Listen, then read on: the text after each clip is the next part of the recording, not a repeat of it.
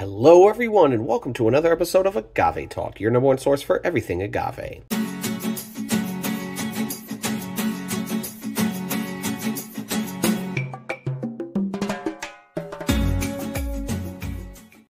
We appreciate you being here with us today. Today, I'm curious. I'm not even saying I'm excited right now. I'm more curious than excited.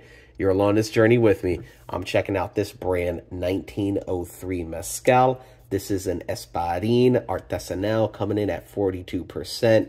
And I'm going to tell you why I'm very, very, very curious about this bottle, all right?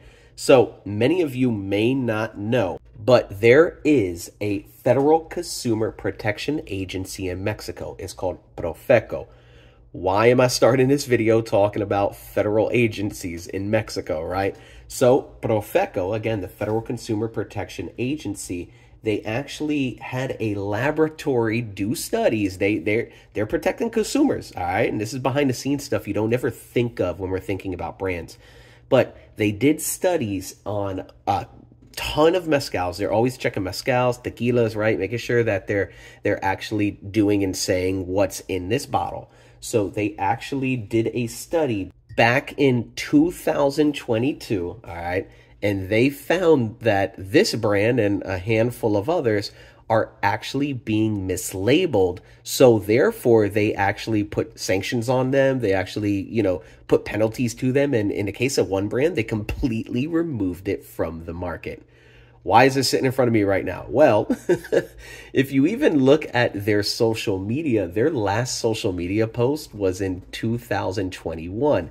So Mezcal 1903, I actually had some family members recently visit Mexico, and hey, this is the bottle they brought back to me as a gift. So I'm really curious to see what this is going to taste like. When I first looked at it, I'm like, man, I'm kind of digging it. You got like this rooster on the front, artwork. You guys know I'm a huge fan of artwork. And of course, hey, it's a 42% Artesanal. I mean, how bad can it be, right? So as I first looked at it, I was like, man, I'm excited, always down to try brand new brands to me, have no idea, I've never seen this before. But as I started researching a little bit online, I was like, whoa, hey, hold up. So back to Profeco, they actually found that this bottle, this brand, I should say, they are claiming, well, in Mexico, that it's 38% alcohol. Here in the States, it's 40, and Mexico's 38% is the common. But the truth is, across the board, they were coming in at 37.2. So they were being misleading about the alcohol content in here. So not going into, all the rules and regulations and all that fun stuff behind the scenes. I'm here to drink some, but I wanted to share that with you all because, again, when you think about consuming, what is it that you're truly buying, right? And there's so much stuff that we don't truly ever see that goes on behind the scenes, like this Profeco, the Federal Consumer Protection Agency in Mexico. Probably the first time the majority of you ever even heard of that. But that's stuff that if you are in the spirits industry, these are things that are very common. And that's why you come here, because I give you all that great information for sure. So I'm about to open this up. Again, I really have no idea.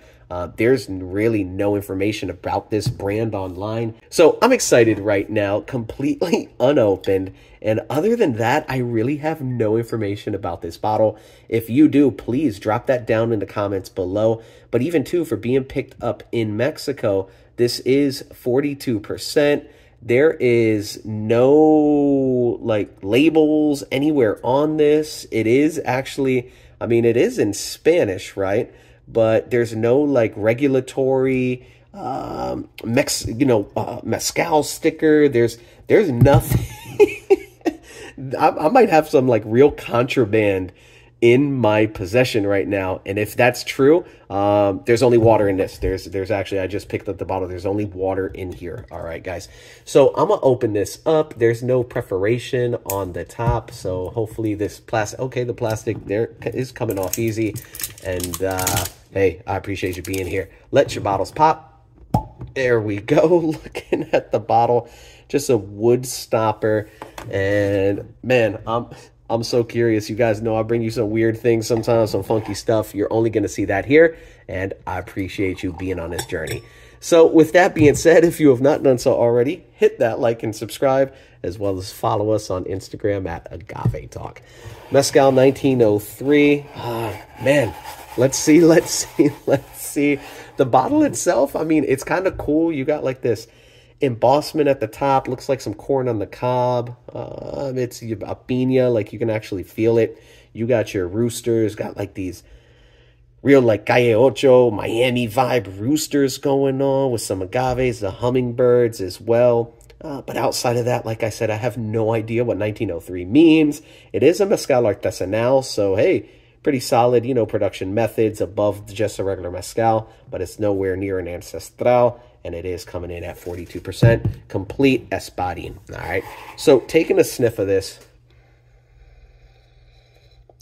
Okay, I mean, it's an Espadin. It's not very smoky. Got some ethanol on there for sure. I mean, even from what the Prosecco was saying, is it a 42%? I don't know. It definitely has some ethanol. But overall, it's just kind of smoky. A little mineral. Kind of, it's like a mesquite kind of wood even. So there's different types of wood, different types of hardwoods, right? A lot of times you get like hickory, oak, mesquite. Those are really like the three big woods that are burned to make mezcal. And this is more of a mesquite kind of flavor. So it even has like a sweetness to it, where it's even borderline like cheese, like quiche-ish even. That's interesting. But it is an Espadin, 100% Espadin. No sable, nothing like that. But it is kind of mineral-y. A little bit of cheesy-ish, right? And just smoke, and I mean, the ethanol's kind of dissipating, but it's still there. And a little minty, a little mint for sure. All right, cheers. Let's try this out. Salud.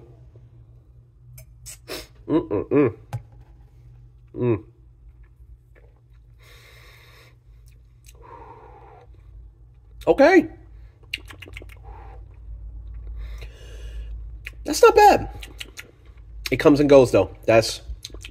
There was a lot of flavor up front. You get that Espadin flavor, but I was getting a lot of that wood, and that it's, as it opens up, even kind of like that cheesy. Let me take another sip.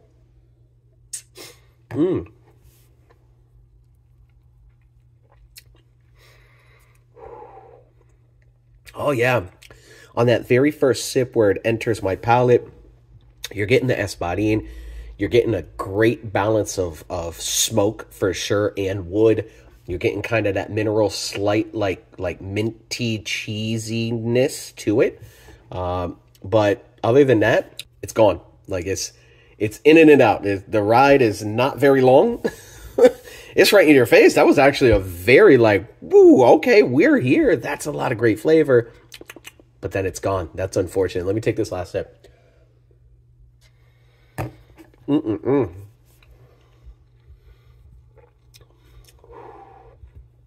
Yeah, I'm very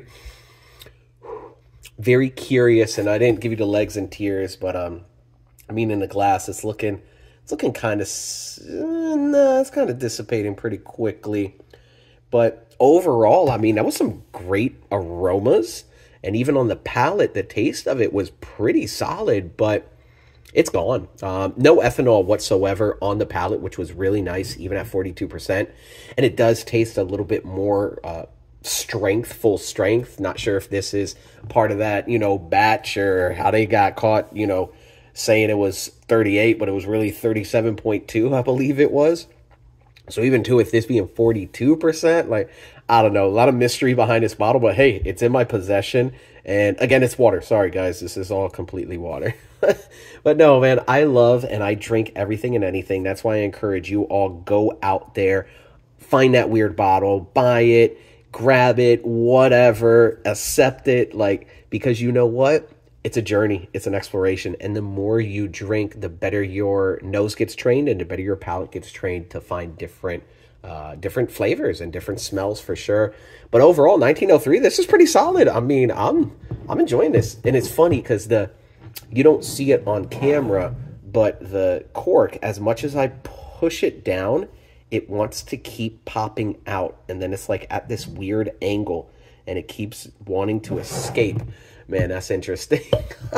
I am actually going to pour just a little bit more out because, man, seriously, like, this is not bad at all. I'd be curious how much they paid for this bottle, but, man, I'll probably...